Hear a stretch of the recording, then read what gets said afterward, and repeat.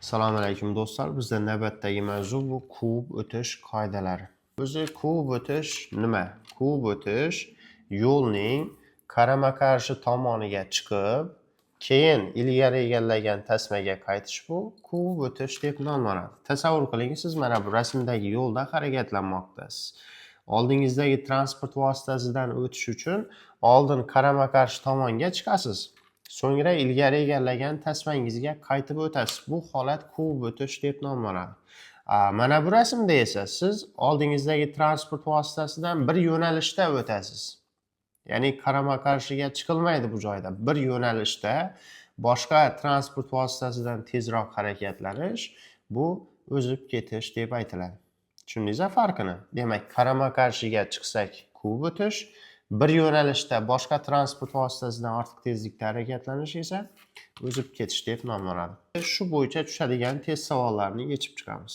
Unda diqqat bilan videoni ko'rishni boshlang. Ko'k avtomobil haydovchisi chapga burilishga kirishgandan keyin, mana bu chapga burilishga kirishgandan keyin qizil avtomobil haydovchisi o'ng tomondan o'zib o'tishi mumkinmi? Albatta, bu chapga burilishga kirishsa, uni o'ng tomonidan o'tsa bo'ladi. Ha javobi to'g'ri. Ko'rsatilgan vaziyatda yengil avtomobil haydovchisiga kub o'tishga ruxsat etiladimi? 3 tasmali yo'lda mana bu tasma biz uchun, bu tomonga yurish uchun doimiy polasa. Bu tasma esa qarama-qarshiniki bo'ladi. Biz chiqsak o'rta polosaga chiqib, keyin joyimizga qayta olamiz mana mototsiklning izidan. 3-ga chiqishimiz mumkin emas. Keyingi testlarda ham xuddi shu 3 polosali yo'l kelsa, javob taqiqlanadi bo'ladi.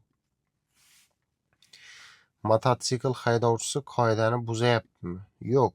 Nimagaki hali bu tepalikning oxiri emas-da bu. Mana bu yerlarga borsa mumkin emas kub o'tish. Bu tepalikning oxiri bo'ladi, lekin hali bu yerda yo'l yaxshi ko'ringanligi uchun bemalol kub o'tsa bo'ladi. Qoidani buzyaptimi desa yo'q. Agar siz oldinda harakatlanayotgan avtomobilni kub o'tishga chiqsangiz, ko'rsatilgan hollarning qaysi birida tovush ishorasini berish maqsadga muvofiq. Siz qaysidir transportni kub o'tishga chiqdingiz. Oldingizdagi mashina chapga pоворот yoqsa, unga signal chalsa bo'ladi. Kub o'tilayotgan haydovchi chapga burilish ko'rsatkichini yoqqanda bo'ladi javob. Avtomobil haydovchisi kub o'tishni qaysi yo'nalish bo'yicha to'g'ri bajardi? Mototsikldan o'tsa bo'ladi, mana bunda o'tish mumkin emas.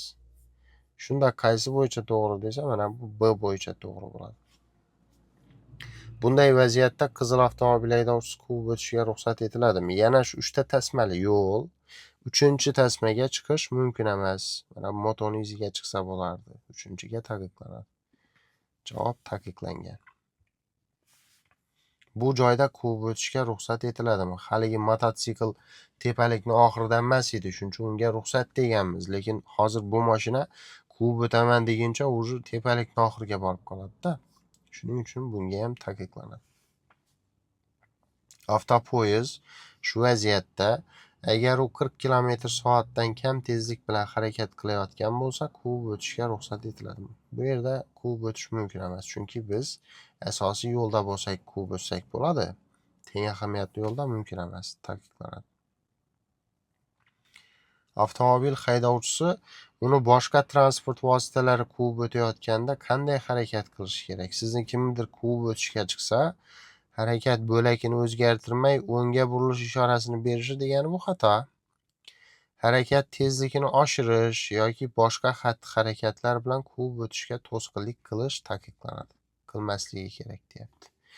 Bu joyda kub o'tishga ruxsat etilganmi? Yo'q. O'zi temir yo'lga 100 metrdan kam qolsak, kub o'tish taqiqlanadi. O'zi 100 dan kam bu oraliq. Taqiqlanadi. Siz kub o'tish uchun chiqdingiz. Kub o'tishga chiqdingiz va bexosdan ro'paradan kelayotgan avtobusni ko'rib qoldingiz. Kub o'tishga chiqqandingiz, oldingizdan avtobus kelyapti. Siz o'zi o'ta olmaysiz. Nima qilishingiz kerak? Tezlikni kamaytirish va avval egallagan bo'lakka ortig'ingizga qaytishingiz kerak. Tiyagach haydovchisi nima qilishi kerak? Mana bu yer aholidan tashqari hudud bo'lganligi uchun yo'l chetida to'xtab, bu xavfli burilishdan o'tib ketgandan keyin yo'l chetida to'xtab, bularni o'tkazish kerak. Javob: xavfli burilishdan 100 metr o'tib turib, to'xtash va orqasida to'plangan transport vositalarini o'tkazib yuborish. Mazkur vaziyatda qizil avtomobilga quvib o'tishga ruxsat etiladimi? Bu yerda qizil avtomobil asosiy yo'lda. Shuning uchun unga ruxsat etilgan. Ruxsat etiladi. Aholi punktlarida ma'lum tezlikka rioya etayotgan yirik o'lchamli transport qanday yo'l tutishi kerak? Qarang, agar aholidan tashqarida bo'lsa, chetga to'xtab, bularni o'tkazish kerak. Aholi punktida bo'lsa, harakatni davom ettirish kerak.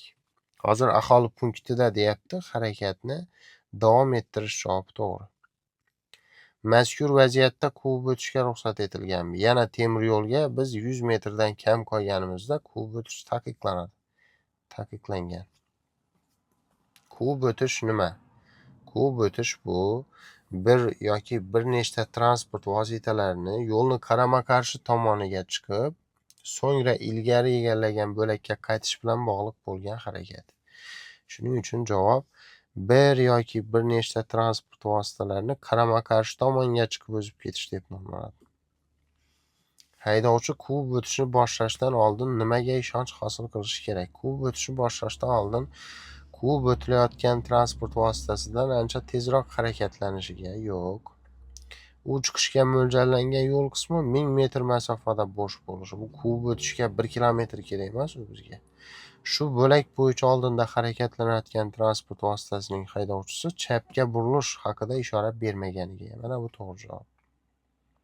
Qaysi transport vositasining haydovchisi quvib o'tishni to'g'ri bajaryapti?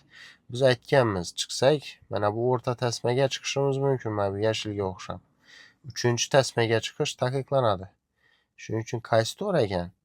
Yuk avtomobili haydovchisi to'g'ri. Quvib o'tilayotgan transport vositasining haydovchisiga nima taqiqlanadi? Oldingi testda yechganimizdek, harakat tezligini oshirish, ya'ni tezlashish bu chiqqanligi uchun yoki boshqa harakatlar bilan to'sqinlik qilish taqiqlanadi. Quvib o'tish qaysi hollarda taqiqlanadi? Temir yo'l kesishmalarida va ulargacha 100 metrdan kam masofa qolganda. Mana bu to'g'ri. Bu joyda avtobusni quvib o'tishga ruxsat etiladimi? Do'stlar, biz temir yo'llarga 100 metrdan kam qolsak quvib o'tish taqiqlanadi deganmiz. Lekin bu rasmda hali 150 metr bor. Uni qayerdan bildik? Mana bu 3 ta tayoqi bo'lgan, 3 ta chizig'i bo'lgan belgimiz, har bir chizig'i 50 metr bo'ladi. Hozir shunda 50, 100, 150. Temir yo'lga 150 metr bor. Hali quvib o'tsa bo'ladi. 2 ta chiziqligidan keyin quvib o'tish taqiqlanadi. Hozir bu yerda ruxsat etiladi. Qaysi transport vositasining haydovchisi quvib o'tishni to'g'ri bajaryapti? 3 tasmali yo'lda nari borsa o'rta tasmaga chiqishga ruxsat etilgan. 3-ga chiqish taqiqlanadimi? 3-ga chiqyapti, bu xato. Bu 2-ga chiqadi, to'g'ri. Qaysi transport to'g'ri bajaryapti? Yashil bo'ladi. Qanday hollarda quvib o'tish taqiqlanadi?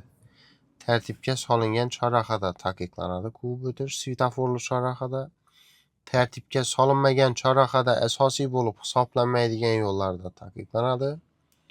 Teng ahamiyatli yo'llarda ham taqiqlanadi, shunda barchasi. Temir yo'l kesishmalari va ularga yaqin joylarda quvib o'tishga tegishli qanday yo'l harakati qoidalari amal qiladi? Temir yo'l kesishmalarida va ularga 100 metrdan kam qolganda quvib o'tish taqiqlanadi. Bu yerda quvib o'tishga ruxsat beriladimi? Yo'q. Xavfli burilishda bizga quvib o'tish mumkin emas. Taqiqlanadi. Opasiyda bu tomondan misol mashina kelib qolishi mumkin. Shuning uchun bu quvib o'tishga chiqa olmaydi, taqiqlanadi. Qanday hollarda quvib o'tish taqiqlanadi? Boya ishladik. Tartibga solingan chorrahada taqiqlanadi. Nimagaki svetoforli chorrahada siz qarama-qarshi tomonga chiqib o'tib keta olmaysiz mashinalardan. Mashina ko'p bo'ladi chorrahada. Tepalikning oxirida ham taqiqlanadi. Tartibga solinmagan chorrahalarda asosiy hisoblanmaydigan yo'llarda ham taqiqlanadi. Shunda javob barchasi. Bu belgilar qaysi biri maktab va maktabgacha ta'lim tashkilotlari oldida o'rnatiladi? Bu yerda B belgimiz maktablar oldida. O'zi bu savol sal xato. Chunki desa, mana bu belgi ham maktablar oldida o'rnatiladi. Bu belgi ham. Endi buni nomi maktabda, shuning uchun asosan bu juda to'g'ri javob bo'ladi. Chorrahada qaysi yo'nalishda harakatlanishga ruxsat berilgan? Bizda chiziq to'g'riga va o'ngga ruxsat bergani bilan ham belgimiz faqat to'g'riga yur deyapti mana. Shuning uchun bizga faqat to'g'riga harakatlanishga ruxsat etilgan. Faqat to'g'riga. Qaysi rasmlarda kuvib o'tish ko'rsatilgan? E'tibor bilan qarasak, mana bunda qarama-qarshiga chiqyapti. Bu holat kuvib o'tish. Bunda ham qarama-qarshiga tegishli yo'lga chiqilyapti. Bu ham kuvib o'tish. Bunda qarama-qarshiga chiqish degan narsa yo'q. O'zimizni tasmada o'tyapmiz. Bu aylanib o'tish bu. Kuvib o'tishga kirmaydi. Bu ham kuvib o'tishga kirmaydi. Sababi bir tomonlama yo'l belgisi turibdi. Hammasi biznikida. Bu yerda qarama-qarshining yo'lini o'zi yo'q. Shuning uchun qaysi belgilar kuvib o'tishga tegishli desa 1 va 2. Qaysi rasmlar desa. Birinchi va ikkinchi rasmlar. Ko'rsatilgan holatda o'zib o'tishga. O'zi temir yo'ldan o'tib bo'lganmiz. Endi bu yoqqa nima qilsa ham o'zi biladi. Ruxsat etiladi. Suratlarning qaysi birida kuvib o'tish ko'rsatilgan? Kuvib o'tishni ta'rifida o'rgandik. Kuvib o'tish degani bu yo'lni qarama-qarshi tomoniga chiqib, bir yoki bir nechta transportlardan o'zib ketish. Mana bunda qarama-qarshiga chiqilmaydi. O'zimizni tasmamiz bu. Lekin bunda qarama-qarshiga chiqib joyiga kiryapti. Shuning uchun A'dagi kuvib o'tish deb nomlanadi. Chorraha qismida kesib o'tgan yo'lga nisbatan asosiy bo'lgan yo'lda kuvib o'tishga ruxsat beriladimi? Ha, albatta, agar biz asosiy yo'lda bo'lsak, kuvib o'tishimizga ruxsat beriladi. Mana bu kuvib o'tish belgilari, qoidalari bo'yicha tushadigan testlarni ham ko'rib chiqdik. Videoni yaxshilab ko'ring, o'rganing. Keyingi bosqichga o'tsak bo'ladi, xudo xolasa.